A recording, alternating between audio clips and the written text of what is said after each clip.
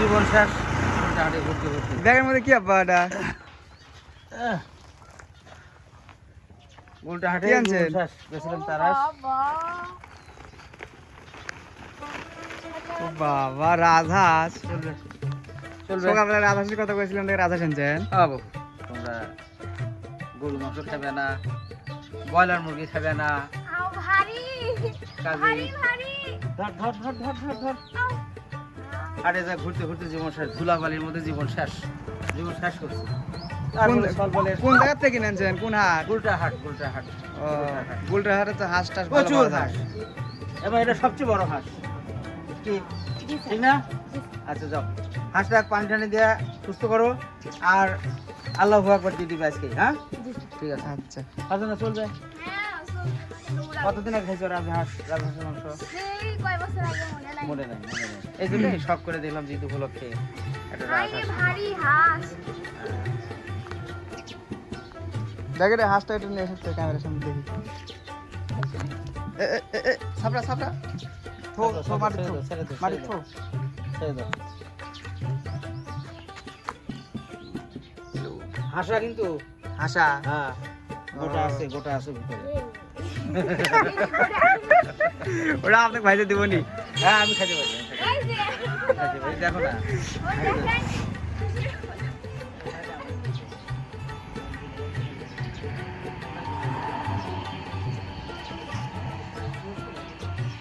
তা আমি তারাট গেছিলাম অফিসের কাজে। তোমাদের দাবি ছিল একটা হাঁস কেনার। গরু মাংস রানীহাটে রেডিমেড মাংস নিয়ে আসা যেত, খাওয়া যেত।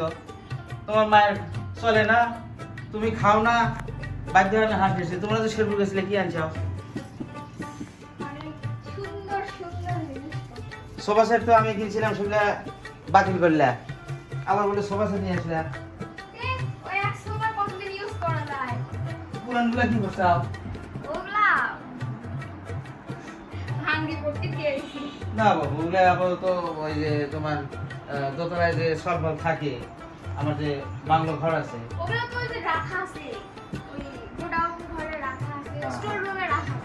এটা এটা তো তোমরা কাল গেছিলে না? এটা কয় সিট? মানে এটা 2 সিট, ওটা 2 সিট। আর একটু কম করবো। ও বাবা, অন্তত আমার তোমার মনের মধ্যে আর এই যে একটা দেখ, আমার ভ্লগার মানুষ, খালি প্রাকৃতিক সিনারির সাথে আমি ব্লগ করি। এখন তোমাদের সমস্ত রুমে বসে একটু ব্লগ করা যাবে না, মোটামুটি ভালো লাগবে।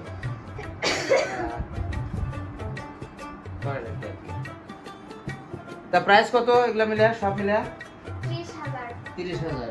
এই গদি গদি কি এর সাথে একবারে মেশিন করে নিয়ে আসছো? গদি আগের গদিগুলো তো ভালো ছিল।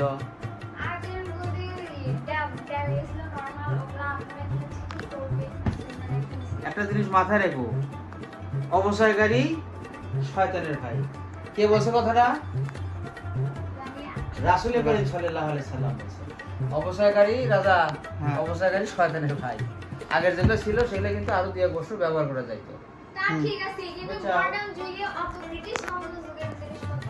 তা ঠিক আছে বাবা, কিন্তু আমরা যে কামাই কাজে করি আর যে মানে সামর্থ্যের মানুষ, সেই হিসেবে আমাদের হিসেব করে চলতে হবে। আর ঘটনা হলো যে আছে, ধরো আমার অনেক কিছু আছে, তাই বলে সেটাকে নষ্ট করাচ্ছে, সেটাকে বাতিল করে দিয়া আবার নতুন করে এই সমস্ত পাল্টানোর চাইতে যদি 10-20 হাজার টাকা যদি গরিব মানুষের মধ্যে দান করে দিতে, তাহলে কিন্তু অনেক ভালো হতো। মামনি, এই ধরনের কাটিসে আমাদের শিখতে হবে, বুঝছো?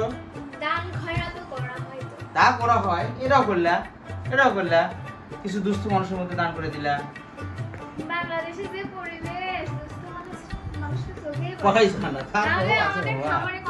তারপরেও আছে বাবা, তুমি তো কথা শিখছো, মেলা বুড়ি মানুষ, তুমি অনেক কথা শিখছো, কিন্তু এগুলা এত ডিজাইন চেঞ্জ করার চেয়ে কিছু অর্থ যদি তুমি গরিব মানুষের মধ্যে দান করতে পারো, দান করো, বেশ ভালো কথা। কিন্তু আরো দান করলে, আরো 20-30 হাজার টাকা দান করে দিলে, তাহলে কিন্তু আরো লোকালে কাজ হলো, পরকালে কাজ হলো। রাসূল করিম সাল্লাল্লাহু আলাইহি ওয়াসাল্লাম পরিষ্কার বলেছেন, অবসরকারী শয়তানের ভাই। কথাটা কিন্তু আমাদের সবারই মনে রাখা উচিত। কি রাজা, কি মনে করো? অবশ্যই। বন্ধুরা, আমি যে আমার ছেলে মেয়েকে উপদেশ দিলাম, আসলে কথাটা কতটুকু যুক্তিসঙ্গত আপনারা বিচার করবেন, আপনাদের উপরে এই বিচার ভার রইল। ধন্যবাদ সবাইকে।